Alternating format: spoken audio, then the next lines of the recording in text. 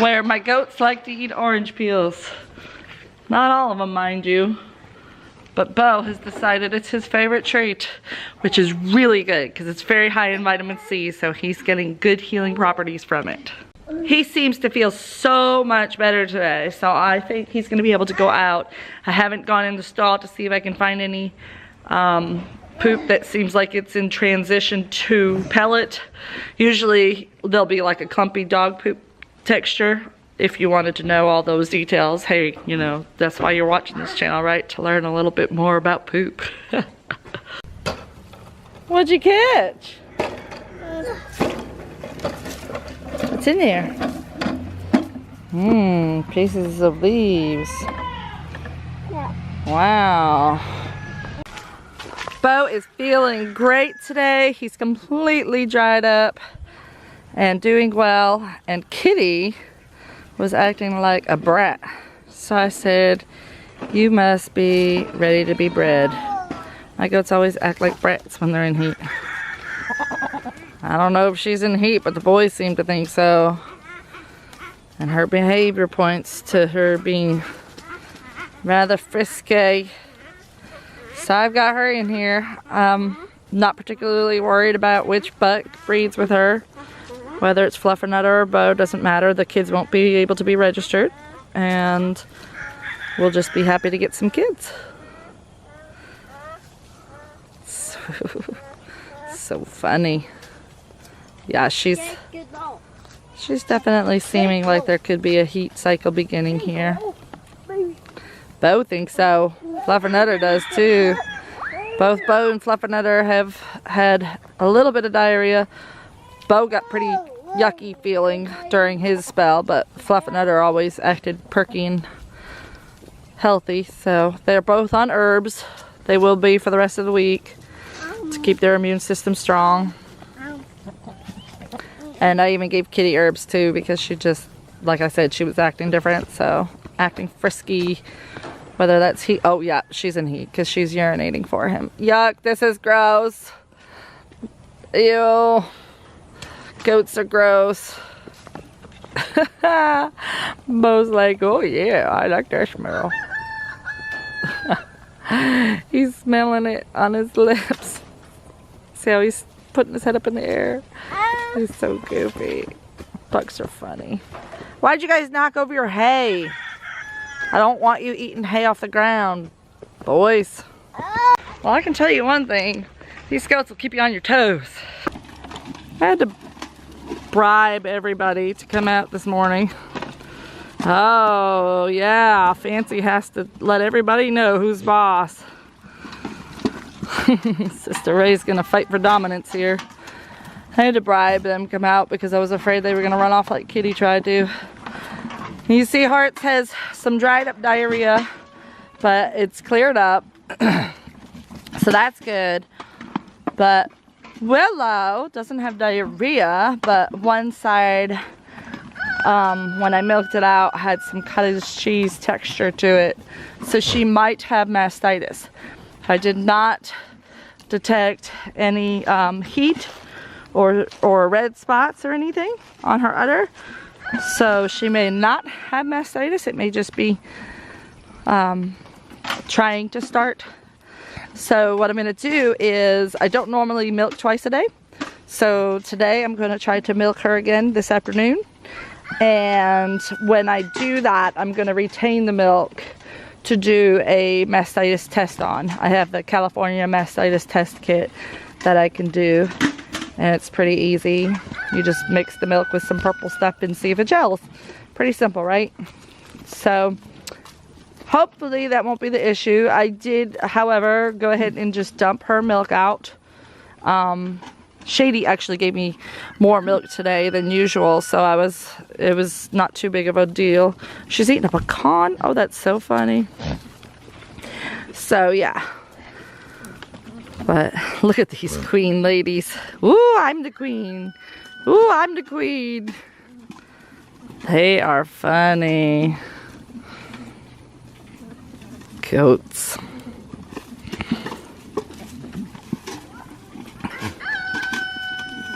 Hi, Khaleesi.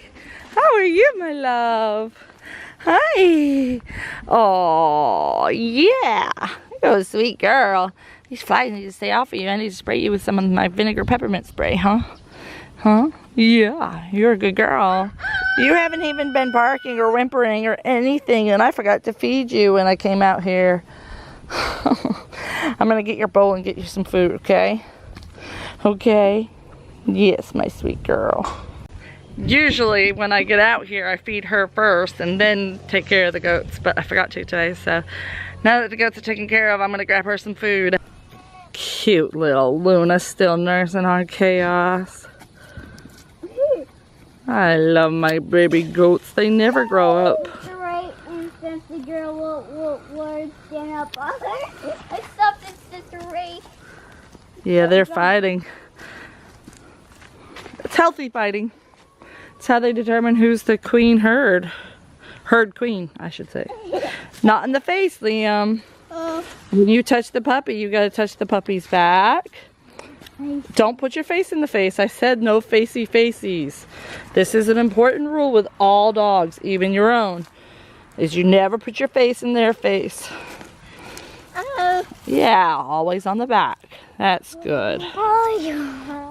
And watch her body language. If she flinches. No, we're not getting the brushes right now because we got to bring the milk in and chill it. Sorry.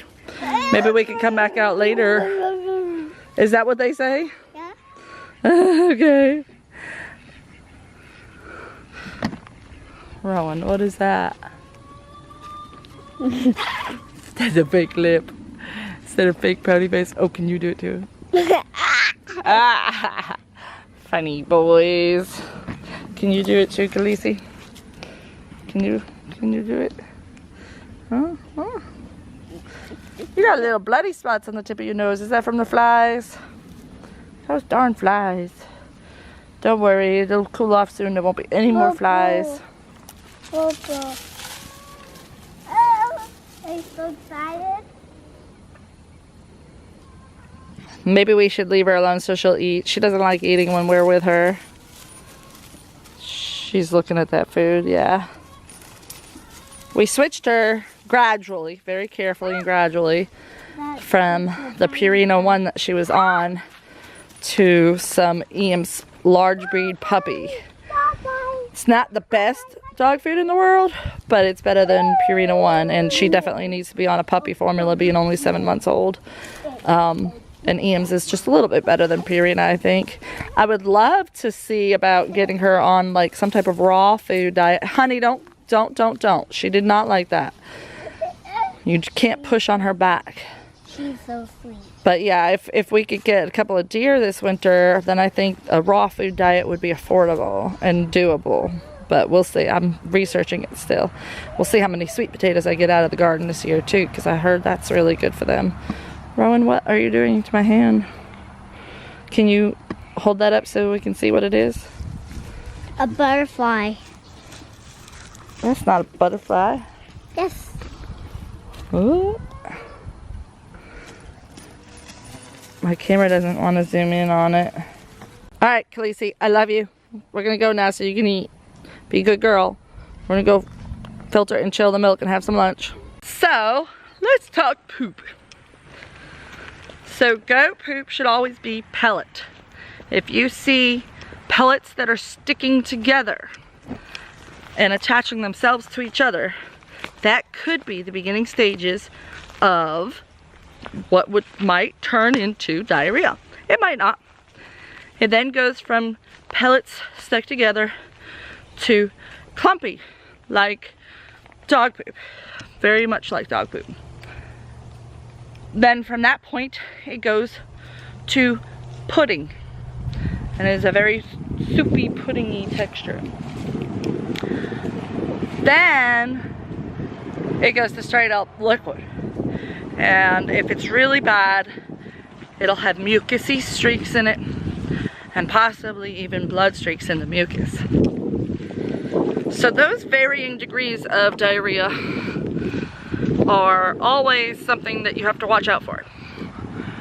I would say most of the time, in most situations, not mine, when you do start to see clumpy poop or doggy poop type texture, it's probably something they ate. They ate too much grass, or they ate the wrong type of plant, or they ate too much of something that was really rich and nutritious. Sometimes when we give too much chaffee, we'll have that happen because it's very rich.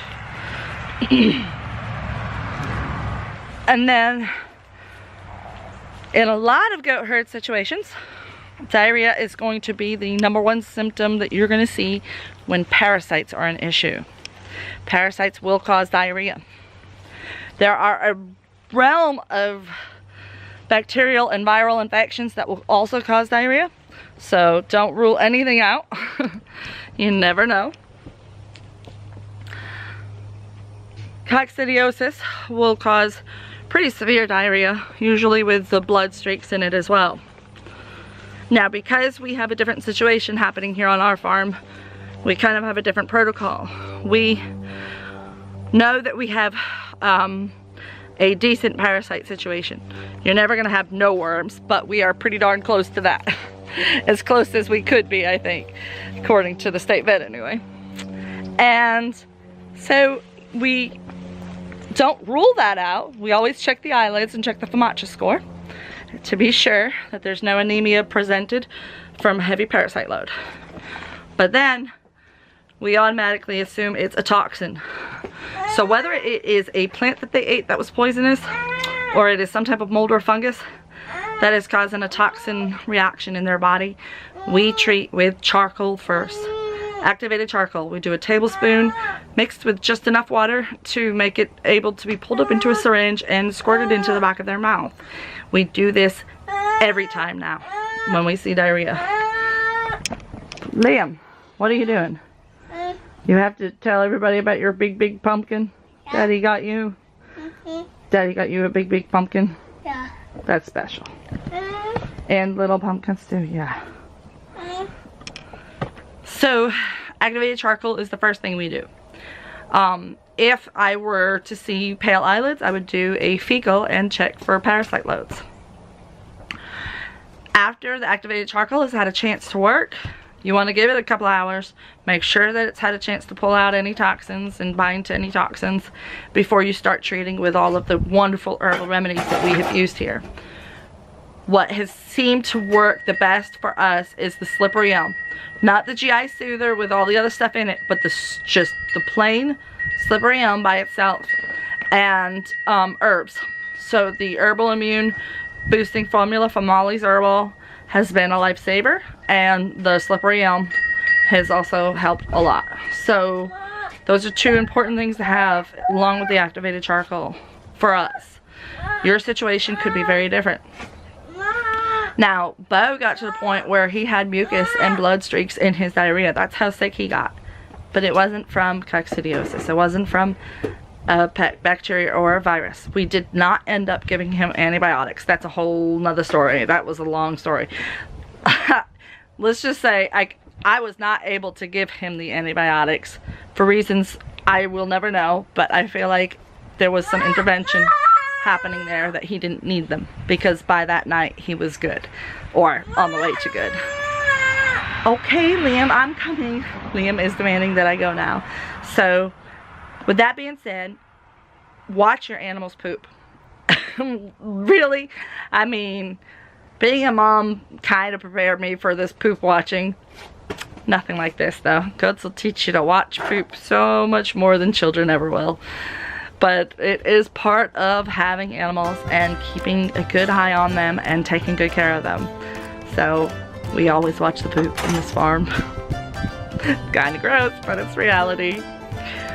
But we are on top of it. Everybody seems to be dried up now. We will be watching for any reoccurrences and any new ones getting sick. But right now, things are looking good. Thank you for watching. You know the drill. We'll see you next time on Wholesome Roots.